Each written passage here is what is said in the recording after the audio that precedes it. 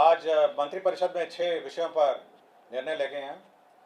सबसे महत्वपूर्ण निर्णय राज्य में शिक्षा बहाली की और नियुक्ति की नियमावली का निर्णय मंत्रिपरिषद ने आज लिया है। इस नियमावली का नाम होगा बिहार राज्य विद्यालय अध्यापक नियुक्ति, स्थानांतरण, अनुशासनिक कार्रवाई एवं सेवा शर्त नियमावली 2023।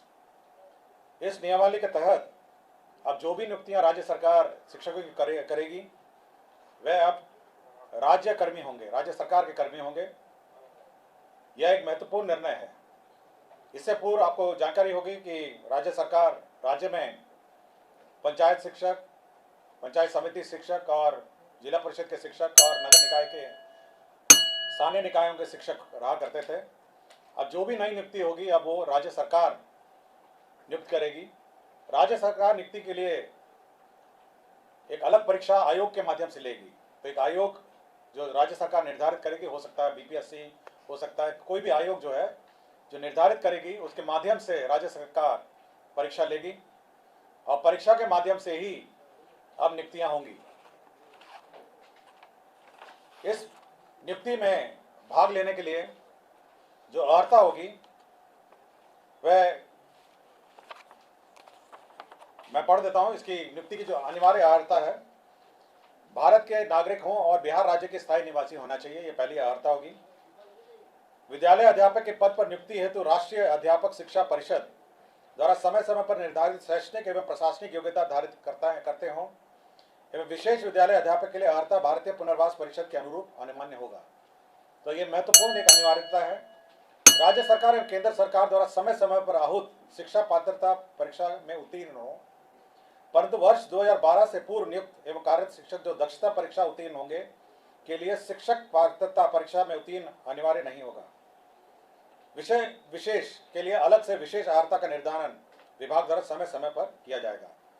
तो ये बिल्कुल स्पष्ट होगा कि पहले तो आपकी जो परीक्षा होगी, जो क्वालिफाइंग एग्जाम है, जो राज्य सरकार और केंद्र सरकार के लिए पहले ली जाती थी, उसके क्वालिफाई करने के बाद ही आप सरकार द्वारा जो कमीशन के माध्यम से परीक्षा होगी उसमें आप बैठ पाएंगे। तो पहला एक एग्जाम जो सभी ने लिखा है, चाहे वो टीटी हो और अन्य जो शिक्षा परीक्षाएं हैं, उसको क्वालिफाई करने के बाद आप राज्य सरकार के कमीशन द्वारा जो सरकार जो कमीशन निर्धारित करेगी उसके माध्यम से जो परीक्षा ली जाएगी तो बहाली उसके माध्यम से होगी। इसमें न्यूनतम आयु निर्धारित है 21 साल और अधिकतम आयु सरकार द्वारा निर्धारित की जाएगी।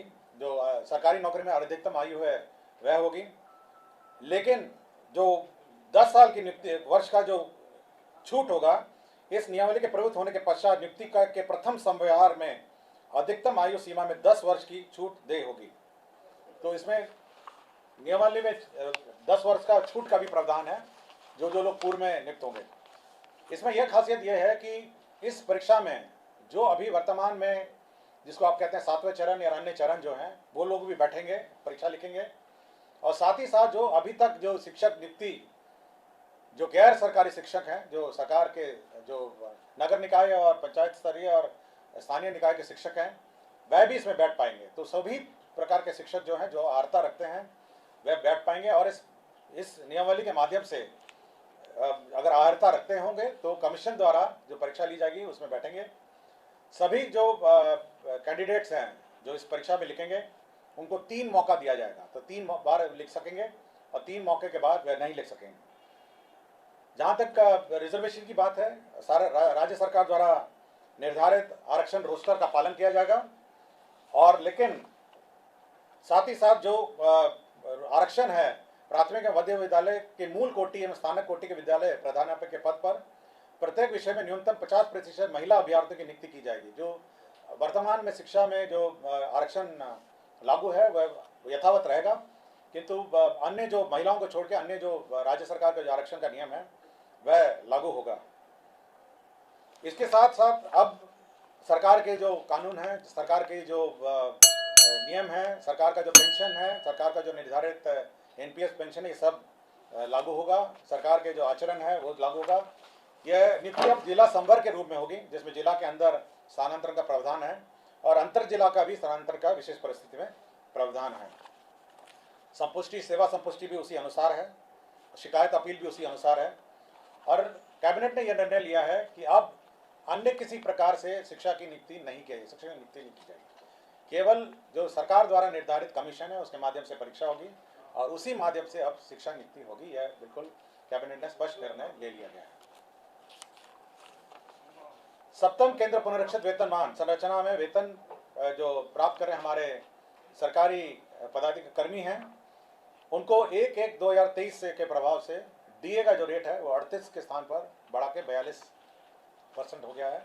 राज्य सरकार को इस बढ़ोतरी में 1690 करोड़ की का अधिक व्यय होगा, तो 38 के स्थान पर अब 42% डीए होगा।